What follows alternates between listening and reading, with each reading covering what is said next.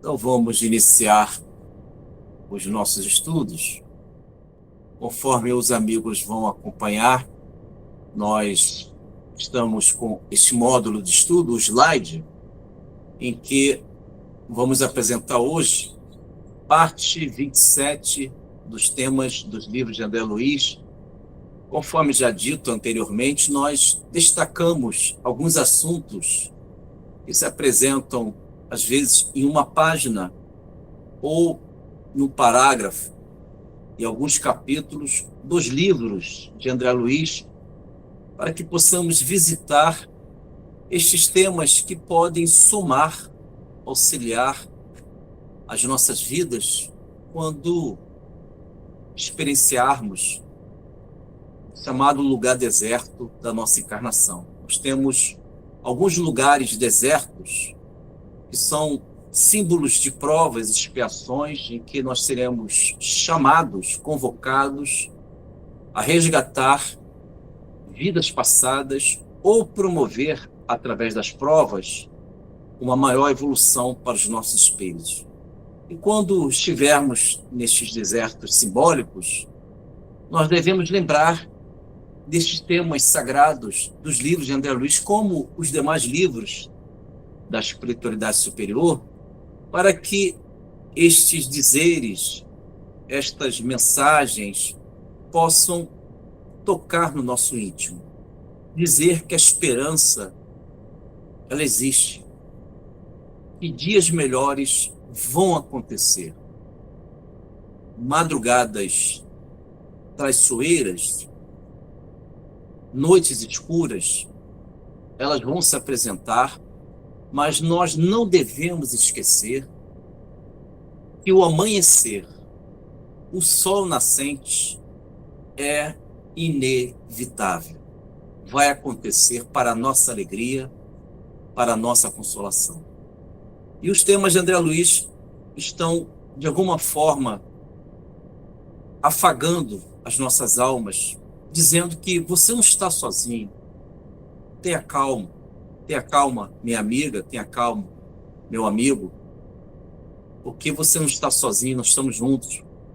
Os espíritos superiores, eles sempre visitam todos nós para que possamos acreditar, como assim falou Jesus, que vós sois deuses.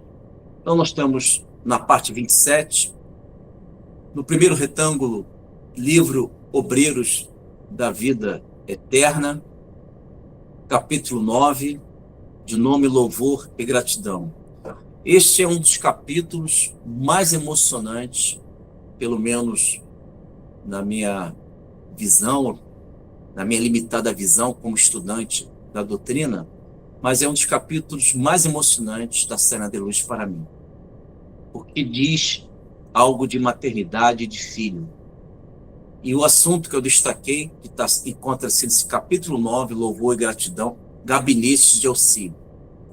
Todos esses livros foram psicografados por Chico Xavier, ditado pelo espírito André Luiz. Neste assunto, Gabinete de Auxílio, André Luiz se encontra na casa transitória de Fabiano, que fica no umbral, numa região do umbral, esse mundo astral, com a sua geografia complexa, que existem abismos, charcos, pântanos, e a casa transitória é uma casa do bem, que representa Cristo nesses ambientes sombrios, e existe gabinete de auxílios em que as mães, olha que interessante, as mães que perderam seus filhos, porque existem experiências chamadas provas de fogo, experiências duras, resgates fortes, quando nós perdemos um filho na infância. E pai e mãe sofrem porque não é fácil. Eis é a necessidade de termos o Consolador, a doutrina espírita em nossas vidas. E quando essas mães elas adormecem pelo corpo físico, é o sono físico, conforme a questão 401 do Livro dos Espíritos, quem adormece é o corpo físico, não o espírito. O espírito ele é inativo, ele se lança, conforme Allan Kardec pergunta, e a resposta é essa. O espírito nunca fica inativo, na questão 401, do Livro dos Espíritos, o espírito nunca fica inativo, ele se lança para o espaço. E nesses gabinetes de auxílio, na casa transitória de Fabiano, são recebidas estas mães desdobradas, elas estão no sono físico, elas saem pelo perispírito, cada uma delas, e são levadas para estes gabinetes de auxílio. Existem várias colônias, postos de socorro, que recebem essas mães desdobradas, os pais também, mas especificamente André Luiz mostra nesse capítulo que uma mãe, ela se desdobrou, existem outras, mas ele se centralizou nesta mãe. Ela está desdobrada, mantendo o laço que une ela ao corpo físico, e ela penetra na casa transitória. E quem se apresenta perante a esta mãe? O seu filho que desencarnou, a sua criança. E ele diz o seguinte, está lá no capítulo, só estou fazendo um resumo para poder facilitar a dinâmica do nosso estudo. Ela diz o seguinte, meu filho, e esta criança tem em torno de 7 anos de idade, próximo disso, ela está em espírito, recebendo a mãe desdobrada, e o filho diz, mãe, vem comigo, isto é, está deslocando a mãe, está convidando a mãe para entrar nesses gabinetes de auxílio, que são ambientes para que a mãe possa afagar seu filho, cessar aquela saudade, enxugar as lágrimas e abraçar o seu grande tesouro, o seu grande amor. E o André vê esse espetáculo da esperança da nossa doutrina espírita, que diz que ninguém morre, realmente ninguém morre. Nós sobrevivemos e reingressamos para a pátria espiritual pelo perispírito.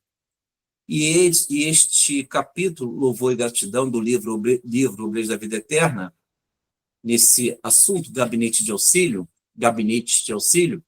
essa criança conduz a mãezinha para este ambiente e dialoga com a mãe, consolando, enxugando as lágrimas, e ela certamente, ao retornar para o seu corpo físico, porque ela está desdobrada, ela foi visitar o seu grande amor, o seu filho que desencarnou na idade de infância, né? Em torno de 7, 8 anos de idade, e fica aí claramente para todos nós que nada está perdido. Todos nós temos um sol nascente. Há uma alma amiga que sempre vai cuidar de nós. Então, meus amigos, minhas amigas, estas páginas do capítulo 9, Louvor e Gratidão, do livro Obreiros da Vida Eterna, são páginas que devemos consultar, visitar, para lembrar para os nossos corações, lembrar que a vida, ela transcende a matéria. A matéria é uma vestimenta que devemos cuidar, como diz a questão 738 do Livro dos Espíritos, 738A, a resposta do Espírito fala algo muito interessante, que o corpo físico é um disfarce. Nós estamos no disfarce porque nós temos o perispírito, o corpo real. E esse disfarce, se nós não estudarmos a vida, podemos tornar o efeito pela causa. Não é o corpo físico que vai definir quem realmente somos. É o nosso espírito, através do perispírito, que iremos voltar para a vida real. Então, vou pedir para a Beth ler a questão 918, porque ela vai dar um fundamento justamente nesse capítulo 9 do livro Obreiros da Vida Eterna, porque a questão 918 diz qual é a característica real da evolução do espírito, né? A pergunta é próximo disso, mas a parte da resposta que interessa a gente é que quando conhecemos antecipadamente a vida espiritual, Isso é um dos indicativos do crescimento do espírito. É a prova real que realmente nós avançamos. Conhecer a vida espiritual e compreender esta vida espiritual antecipadamente. Se você compreende a vida espiritual, você sabe que o seu filho, que desencarnou antecipadamente, está lá. Se você tem conhecimento dessa vida espiritual, seus grandes amores, que anteciparam a grande viagem, eles estão aguardando. Então é muito consolador conhecer a vida espiritual antecipadamente, como diz a resposta 908 do Livro dos Espíritos, que a nossa amiga Beth vai ler, por gentileza. Então vamos lá. É da parte 3, capítulo 12, item da perfeição moral. Pergunta, aí tem caracteres do homem de bem, pergunta 918. Por que sinais se pode reconhecer num homem o progresso real que deve elevar seu espírito na hierarquia espírita? O espírito prova sua elevação quando todos os atos da sua vida corporal são a prática da lei de Deus e quando compreende por antecipação a vida espiritual. Você quer que eu leia o comentário de Kardec, alguma parte? Não. Não precisa não, amiga Beth. Muito agradecida, Beth. A nossa amiga Beth fez a leitura e ela menciona justamente o fundamento desse destaque, desse assunto, deste tema, do capítulo 9 do livro Obreiros da Vida Eterna. Conhecer antecipadamente a resposta 908, que fundamenta o assunto que estamos estudando agora, Gabinete de Auxílio, do capítulo 9 do livro Obreiros da Vida Eterna. Quando nós conhecemos antecipadamente a vida espiritual, conhecer e sentir, se habituar com essa ideia, que existe uma vida pós-morte do corpo biológico. Nós podemos alcançar grandes consolações por estes pensamentos luminosos da nossa doutrina, porque no momento dos desafios da morte de um amado, de uma amada, de uma perda querida, só sobra o nosso espírito com a nossa formação moral e intelectual. O que temos como espírito para nos consolar nesse momento? E a doutrina espírita ela é muito rica, porque é uma doutrina dos espíritos, isto é, são aqueles que já vivem, eles já se encontram na pátria espiritual. E conhecer antecipadamente a vida espiritual nos dá essa sensação que a vida espiritual ela nos espera e vamos alcançando. Vamos agora para o segundo retângulo, ainda continuando no livro Obreiros da Vida Eterna, capítulo 10, o nome Fogo Purificador. Também, como os demais livros, foram psicografados por Francisco Cândido Xavier.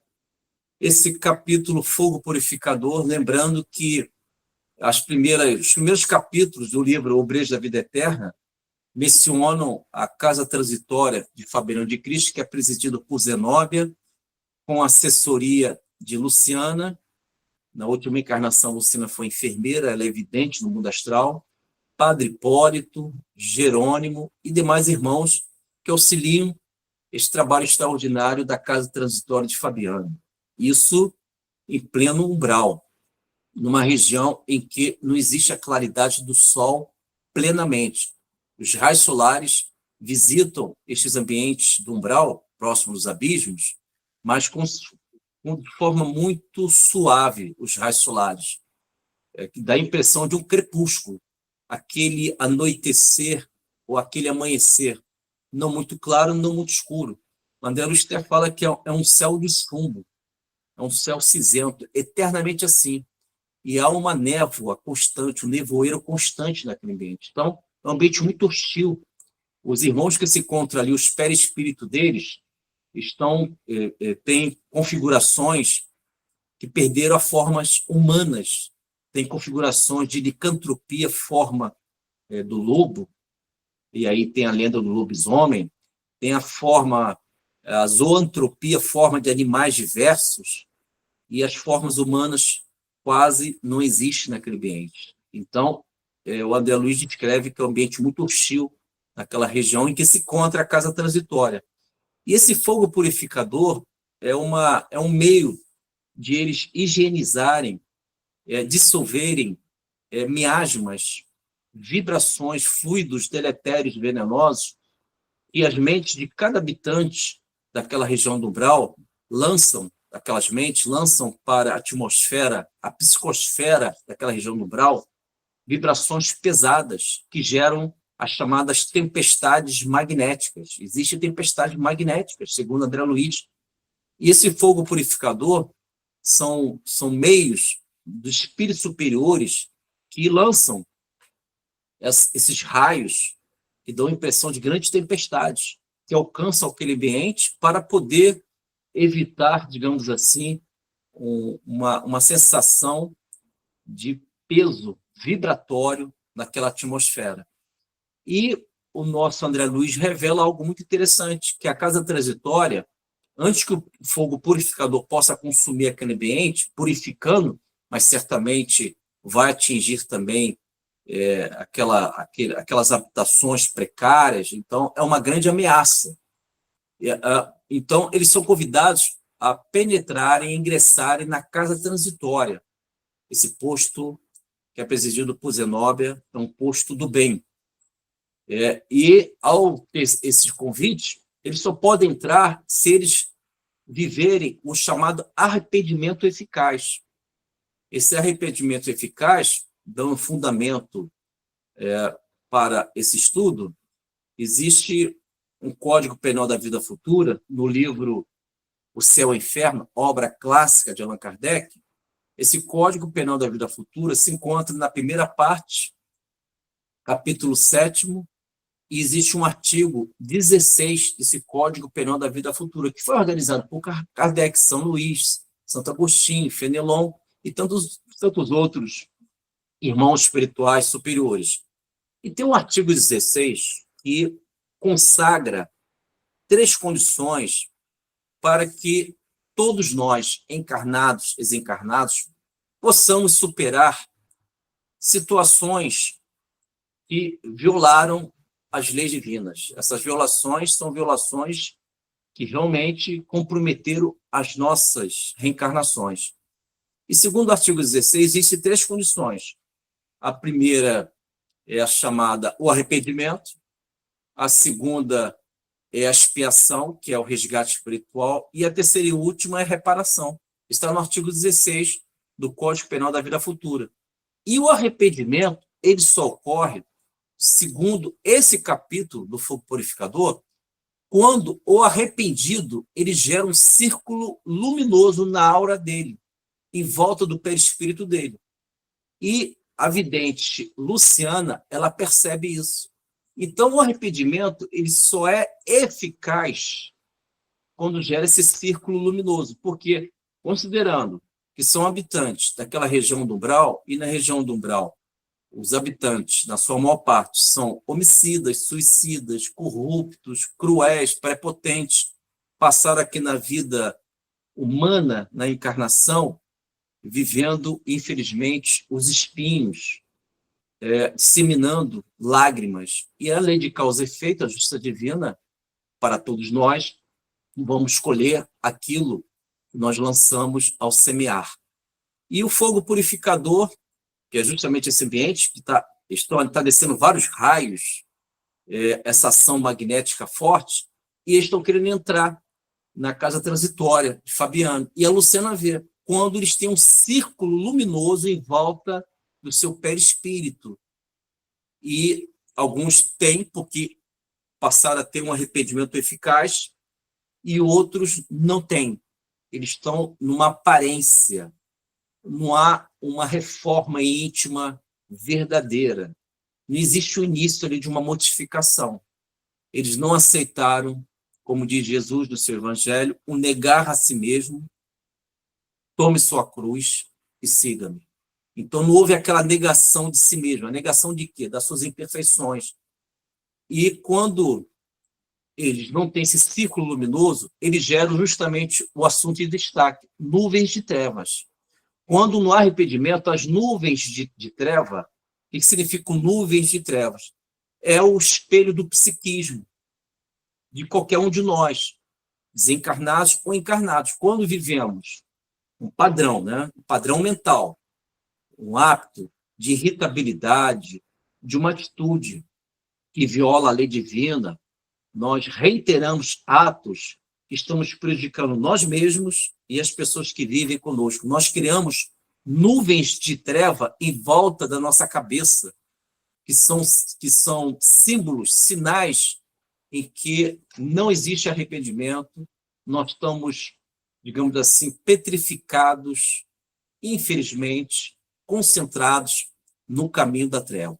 Então, os videntes, eles percebem isso, e todos aqueles, sendo encarnado ou desencarnado, se o nosso psiquismo ainda vive na rigidez do caráter, na maldade, vamos apresentar na nossa aura, no nosso perispírito, essas nuvens de treva, que é o sinal que nós não entendemos e não aceitamos a reforma íntima e o caminho do Cristo. Então, no mundo espiritual, os espíritos superiores conhecem todos nós pela nossa aura, pelo nosso perispírito. O nosso perispírito é um arquivo vivo. O nosso perispírito, ele indica, ele aponta quem realmente somos. Aqui na Terra, não. Aqui na Terra, eu posso ocultar as minhas intenções, porque o meu corpo físico, além de ser opaco, não reflete luz, e nem sinais, nem símbolos, nem formas de pensamentos, eu consigo ocultar a minha hipocrisia, a minha sabotagem diante do Evangelho do Senhor Jesus. Mas na vida espiritual, não. Tudo fica claro. Os espíritos superiores, eles olham a gente não somente pelo corpo perispiritual, mas observam a gente o que acontece em nosso psiquismo, porque é lançado fora do perispírito e alcança a aura, as irradiações que envolvem o perispírito, vários sinais, formas, pensamentos. E segundo a Luciana, da Casa Transitória de Fabiano de Cristo, ela observa que vários irmãos têm nuvens de treva, que significa essas nuvens, que significam essas nuvens de treva, e eles não querem mudar, eles não vivem o arrependimento eficaz, eles não querem saber do Cristo, eles não querem transformações. Então, diante disso, não podem entrar na casa transitória. E aí podemos ampliar para o símbolo de Jesus. Se ainda temos nuvens de treva, ainda não podemos entrar na porta estreita de Jesus. Porque na porta estreita temos que ter o círculo luminoso, os sinais legítimos das nossas transformações. Devemos ter a coragem de trilhar o caminho que vai dar em Damasco, como assim fez Paulo de Tarso, e se ajoelhar perante Cristo. E, naturalmente, reconhecer que o Cristo é o bom pastor. E todo bom pastor cuida das ovelhas. Eu vou pedir para a Beth ler a questão 135A, que vai fundamentar essas nuvens de treva, que são formas, pensamentos que acontecem no nosso perispírito. Porque essa questão 135A do Livro dos Espíritos, menciona que o perispírito ele é um laço intermediário, tem uma natureza semimaterial e ele é um poder de comunicação entre o espírito e o corpo. Então, entre o espírito e o corpo, tem o perispírito, que o Allan Kardec diz e classifica como laço, o laço intermediário, que tem uma propriedade de gerar comunicação do espírito para o corpo. O perispírito serve para isso. É claro que essa comunicação tem sentido amplo, porque essa comunicação ela gera em nós formas, pensamentos, sinais. Um destes, nuvens de treva, que significa o quê? Que nós não queremos crescer, nós queremos ficar no pântano do nosso ego ainda infantilizado. Tu pode ler, amiga Beth, por gentileza? 135, item A, do Sim. Livro dos Espíritos. Vamos lá. Está no livro 2, capítulo 2, da alma, item da alma. Questão 135A. Qual é a natureza desse laço? Semimaterial, quer dizer, intermediário entre o espírito e o corpo, e necessário para que possam comunicar-se um com o outro. É por este laço que o espírito atua sobre a matéria e, reciprocamente, a matéria atua sobre o espírito. Tá ótimo, Beth, muito agradecida. Então, olha que interessante, a nossa amiga Beth, ao fazer a leitura, ela diz que é um laço, então o laço tem uma função de unir unidades, né? Nada bem simples essa lógica. Então o perispírito ele une a potência divina que nós somos, a partícula divina, o espírito, e ao mesmo tempo une o corpo, que é a vestimenta que nós estamos utilizando para essa encarnação. E o perispírito, justamente o perispírito, que tem a função de gerar essa forma de pensamento, que é o sinal inequívoco. Nuvens de treva é o sinal que nós estamos negando a transformação. Nós estamos negando o caminho que vai resultar na porta estreita. Quem vive, todos nós podemos viver esses momentos de nuvens de treva em nosso perispírito, em nossa aura. Quando optamos constantemente pelas nuvens de treva, nós estamos trilhando para a porta larga. Vocês lembram esse símbolo do Evangelho do Senhor Jesus? A porta larga, a porta espaçosa. Essa porta larga, espaçosa, que é o símbolo que o Mestre apresenta para a humanidade, é o descompromisso com o sagrado. Uma vez que eu não tenho o compromisso com o sagrado, isto é, me falta a lei de adoração, o louvor, a gratidão, o tocar nas vestes de Jesus, se eu nego justamente o que vai salvar a minha vida, o que vai levar meu íntimo, naturalmente eu vou impregnar o meu perispírito, o meu halo vital, a minha aura com nuvens de treva, que é o símbolo, que é a forma pensamento da negação da vida superior. Vamos dar continuidade? O amigo Paulo levantou a mão. Pois não, Paulo, fica à vontade, você é diretoria, quem sou eu? Aí, Carmério, tudo bom? Tranquilo, amigão? Tudo. Quando você está falando aí de Beleza. nuvens de trevas, né? Eu lembrei de uma leitura de um livro de Ramatiz, que eu não recordo o nome agora, mas ele falava assim, uma pessoa perguntava, espantai as moscas que gostam das feridas. O Ramatiz vai e fala, não, escurai primeiro as feridas que naturalmente as moscas se afastarão. Perfeito, Paulo. Gabaritou, hein? Mandou bem. Nota 10, hein? Parabéns, fantástico. Muito bom. Engraçado, né? O Paulo tem essa intuição, né? Ele tem um poder de síntese. Ele vai dimensionando o assunto, daqui a pouco ele vai lá certinho e consegue nos ajudar, né, Beth? Muito bom, né? Paulo, não é à toa que é diretoria, não é à toa. Isso aí tudo tem uma Eu ia falar isso, né? patente alta, né, Beth? Só. Eu não falo é nada. Ah, é o Celso. O Celso também é diretoria. O Celso sabe tudo. Tá? A equipe é boa, a equipe é grande. É isso aí. Então, esse acréscimo do Paulo, que nos ajudou muito a entender, né? Porque tem que curar a ferida, senão as moscas vão voltar. É isso aí. Nuvens de treva foi bem explicado pedagogicamente pelo amigo Paulo, porque devemos resolver as causas e não os efeitos. Senão, nós iremos ainda viver velhos padrões limitantes. Vamos nos limitar a uma ilusão de imaginar que estamos crescendo, avançando e estamos andando em círculo. Agora vamos para o próximo retângulo, livro Os Mensageiros, capítulo 22, de nome Os que Dormem. Os que Dormem.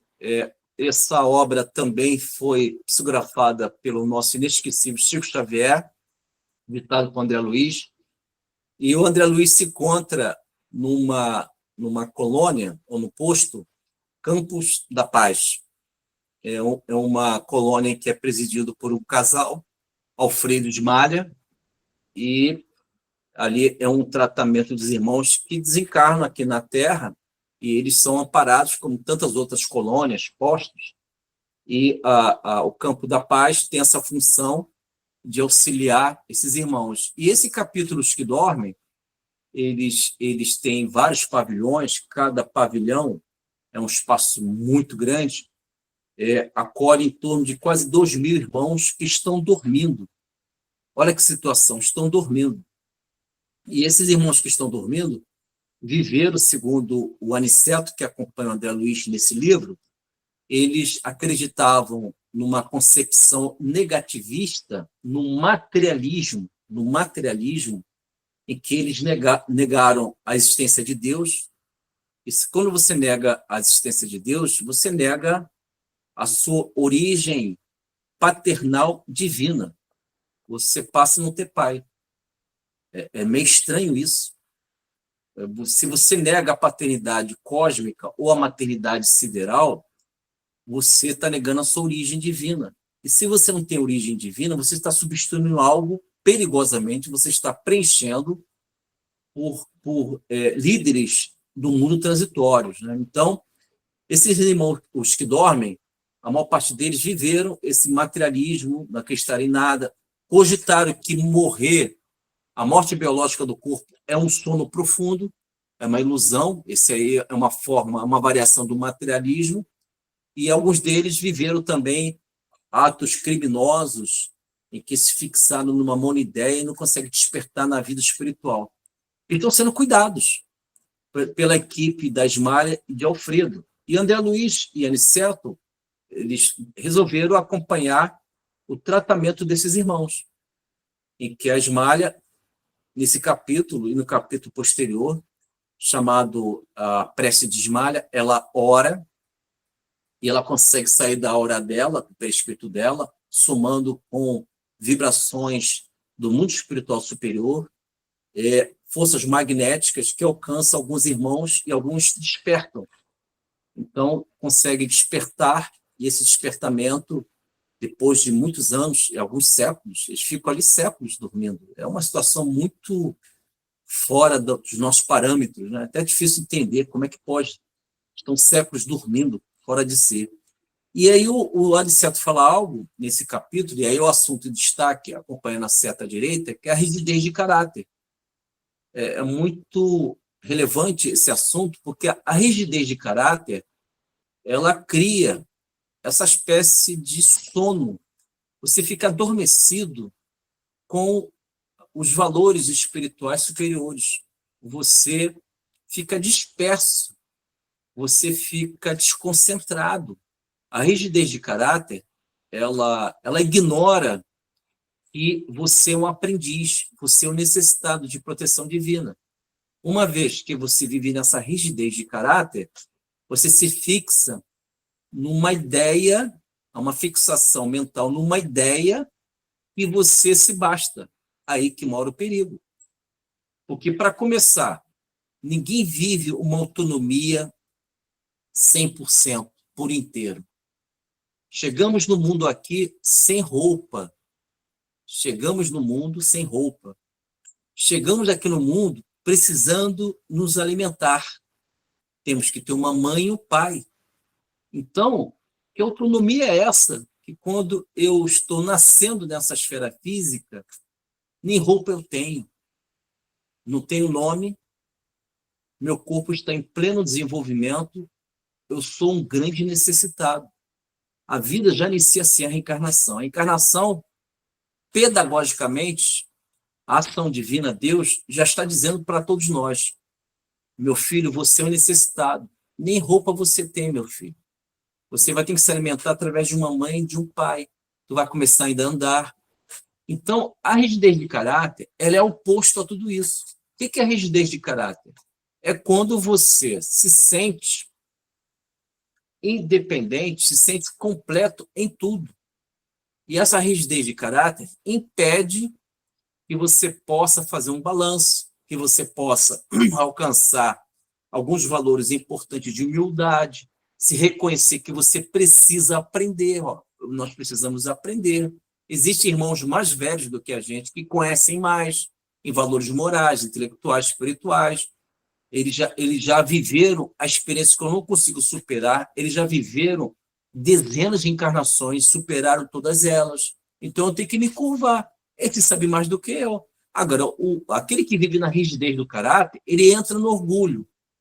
E o orgulho nega a condição de aprendiz. O orgulhoso, ele vive essa autossuficiência que não existe e ele fica diante de uma situação de obsessões sutis, a começar a obsessão de fascinação, em que a razão fica comprometida. A obsessão de fascinação, a razão ela é falseada pelo egoísmo, pelo orgulho, pela má educação. E esses irmãos que dormem nesse ambiente, nessa colônia, Campo da Paz, eles estão ali porque eles não aprenderam palavras de Aniceto, o mentor que cuida de André Luiz no livro Os Mensageiros. Segundo Aniceto, eles não aprenderam a ceder e não aprenderam a desenvolver os exercícios da fé. Quando estamos aqui, sendo no centro espírita, ou nesse momento sagrado do estudo, ou na igreja, ou qualquer núcleo de espiritualidade, nós estamos, de alguma forma, exercitando a nossa fé, procurando expandir o vós sois deuses. O vós sois deuses. E a rigidez de caráter, ela impede esta condição de estudante da vida. E se você não se sente estudante da vida, perigosamente você entra no achismo. E no achismo há muita obsessão e auto-obsessão.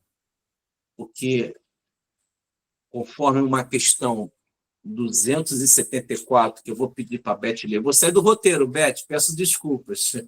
A questão 274 do Livro dos Espíritos, 274, diz sobre a ascendência do espírito superior sobre o inferior é irresistível. No mundo espiritual existem hierarquias. O superior orienta o inferior.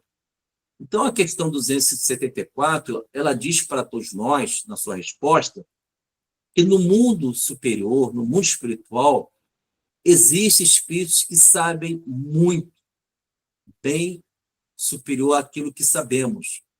Então, como você vai se adaptar a um mundo em que existem hierarquias morais, espirituais, intelectuais, em que aquele superior pode lhe orientar? Mas ele só pode lhe orientar, o superior, se você ceder, se você se colocar como um aprendiz, para aprender com o mais velho, no sentido de sabedoria divina. Mas se você tiver rigidez de caráter, você vive uma falsa completude. E por viver uma falsa completude, você fecha a sua sensibilidade para a vida superior. Pode ler, amiga Beth, por gentileza? Já achei aqui. Você acabou respondendo até um pouco antes uma pergunta que eu ia fazer, que era justamente da vaidade e do egoísmo, que são quem colocam essa nuvem nos olhos, né, dessas pessoas, né? Você falou isso. Então, vamos lá. Essa questão que eu vou ler agora é 274, está no livro 2, capítulo 4, Vida Espírita, Relações de Além-Túmulo. Questão 274. As diferentes ordens de espírito estabelecem entre elas mesmas uma hierarquia de poder? Há entre elas uma subordinação e autoridade? Resposta dos espíritos: sim, e muito grande. Os espíritos têm uns sobre os outros uma autoridade relacionada com a sua superioridade que exercem por uma ascendência moral irresistível. Agradeço, Beth. Você pode ler, Beth, aproveitando. Aí, essa está no roteiro, 629. Essa 629 ela está também vinculada ao assunto de destaque, porque Allan Kardec pergunta a 629 o que é lei moral, o que se entende por lei moral. E uma parte da resposta muito interessante, que a lei moral para o mundo superior funda-se na observância da lei de Deus. Olha que interessante, Beth e amigos. segundo o mundo superior, a moral, ela tem a sua base, quer dizer, funda-se, ela tem o seu fundamento na observância. Quando você observa e se ajusta à lei de Deus, você desenvolve moral. Olha que interessante. Pode ler, amiga Beth, por favor? Vamos embora. 629. Essa foi mais rápida. 629. Essa questão está no livro 3, no capítulo 1, lei divina ou lei natural. Na parte, o bem e o mal. Questão 629. Que definição se pode dar da moral? A moral é a regra para se conduzir o bem, quer dizer, a distinção entre o bem e o mal. Ela se fundamenta sobre a observação da lei de Deus. Se o homem se conduz bem quando faz tudo em vista e para o bem de todos, porque ele então observa a lei de Deus. É isso. Ótimo, Beth, muito agradecido. É interessante que se a 629, conforme a leitura da Beth, se porventura a moral ela tem em seu fundamento a observância da lei de Deus, a rigidez de caráter, a pessoa dura no coração, ela não quer se ajustar à lei de Deus. Então, a moral dela ainda tem aspectos muito do egoísmo, muito da pessoa dela. E quando nós tornamos a moral como um valor puramente pessoal, particularizado, sem o toque de Deus, sem o toque do Evangelho, tudo indica que nós iremos nos conduzir aos abismos dos velhos erros da encarnação. E vamos agora, meus amigos, minhas amigas, para o último retângulo, livro O Nosso Lar, capítulo 46, de nome Sacrifício de Mulher. Esse sacrifício de mulher é a mãe de André Luiz, né? Ela vai viver um grande sacrifício em que ela vai ter as duas amantes do marido dela, na última encarnação, que é o Laerte. As duas amantes escravizaram o Laerte em termos de vibrações, e o Laerte não consegue perceber a presença da própria mulher dele, que é a mãe de André Luiz. E ela vai receber essas duas como filhas. Por isso que o nome do capítulo é Sacrifício de Mulher, né? Mas aí, seguindo o assunto, temos aqui a indicação, a seta da fatalidade. É interessante, a fatalidade, segundo a mãe de André Luiz, ela esclarece nesse capítulo 46, Sacrifício de Mulher, do livro Nosso Lar. Segundo a mãe de André Luiz, a fatalidade é uma criação nossa, nós criamos a fatalidade. Ela até diz assim: Deus criou o livre-arbítrio e nós criamos a fatalidade. Então, a fatalidade não existe, isso é criação nossa. O que é a fatalidade? Fatalidade é o abuso, a utilização equivocada do livre-arbítrio. Porque se você utiliza o seu livre-arbítrio hostilizando as leis divinas, você se compromete numa encarnação posterior a resolver, a resgatar as suas violações das leis divinas. Isto é, se nós abandonamos famílias, se nós ignoramos o sagrado no passado, nós já estamos ali criando planejamento reencarnatório. Uma vida seguinte, eu terei que resgatar o sagrado e terei que amparar aqueles que eu abandonei. Então, na realidade, fatalidade, fatalismo é criação minha do passado, que eu dei esse nome. Na realidade, não existe fatalidade nem fatalismo, existe resgate espiritual. Então, a mãe de André Luiz coloca isso com muita clareza. Deus criou o livre-arbítrio. Nós criamos a fatalidade, segundo a mãe de André Luiz. E tem uma questão muito pedagógica que vai nos ajudar a fundamentar esse assunto em destaque, que é a fatalidade, do livro Nosso Lar, capítulo 46, que é a questão do Livro dos Espíritos 340. É muito interessante, porque Allan Kardec pergunta se a reencarnação é um ato solene, é um ato importante para o espírito. E a resposta, próximo disso, a nossa amiga Beth Valer, diz o seguinte, que encarnar é semelhante a um viajante que embarca e não sabe se vai conseguir passar por esta travessia perigosa, porque ele pode morrer nas águas e terá que afrontar as ondas. Então, a resposta, claro, ela tem um toque poético, mas ela tem profundidade, porque ali coloca o seguinte: há uma dúvida. Você pode superar as ondas no mar, no oceano da vida, nessa travessia perigosa, ou nós podemos viver o naufrágio, morrer nas águas. Então, a intenção é a seguinte: não há fatalidade nisso. Momento algum, a resposta 340 é o seguinte: será fatal a tua morte no mar. Essa travessia não tem jeito. Não. Estão nos dando chance seguinte: você pode superar essas ondas, ou você pode morrer nas águas. Então, há uma possibilidade de sairmos vitoriosos. Então, não há fatalidade. Isso é criação nossa. Tu pode ler, amiga Beth, 340 do Livro dos Espíritos, por favor. Sim, ó. Questão 340 faz parte do livro 2, capítulo 7, Retorno à Vida Corporal. Tá, no item Prelúdios do Retorno. O instante em que o espírito deve se encarnar é para ele um momento solene? Realiza esse ato como uma coisa grave e importante? Resposta dos espíritos. É como um viajante que embarca para uma travessia perigosa e não sabe se encontrará a morte nas ondas que enfrenta. Perfeito. É isso aí, né, Beth? É sério, né? A resposta é séria, né, Beth? É uma sacudida, eu diria que é uma sacudida, né? É melhor que quando reencarnar levar uma boia, né? É, A coisa realmente exige da gente esta boa preocupação, porque a responsabilidade que nós levamos à vida, ela nos dá algo muito encantador, porque a vida tem os seus momentos e tem um gosto amargo. Mas se conseguirmos colocar algo doce nesse amargo da vida, nós começamos a relativizar o que até então começamos a dar um valor absoluto.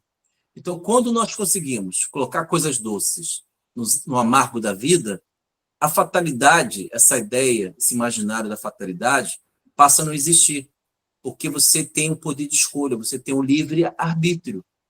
E até vocês devem lembrar, quando mais jovem, esse pensamento do senso comum sempre me acompanhou e eu nunca concordei. Eu sempre achei que havia um grau de fatalidade muito grande nesse pensamento do senso comum. Vocês vão lembrar, esse pensamento é o seguinte: se correr, o bicho pega. Se ficar, o bicho come. É o fatalismo. É fatal. Você não tem opção.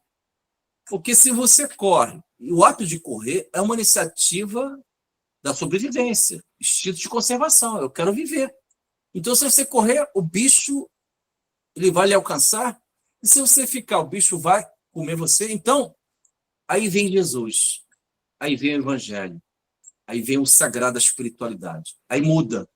Olha que coisa interessante. Com Jesus, tudo muda. Se correr, o bicho pega. Se ficar, o bicho come. Mas com Jesus, o bicho some. Com Jesus, o bicho some. Porque muda.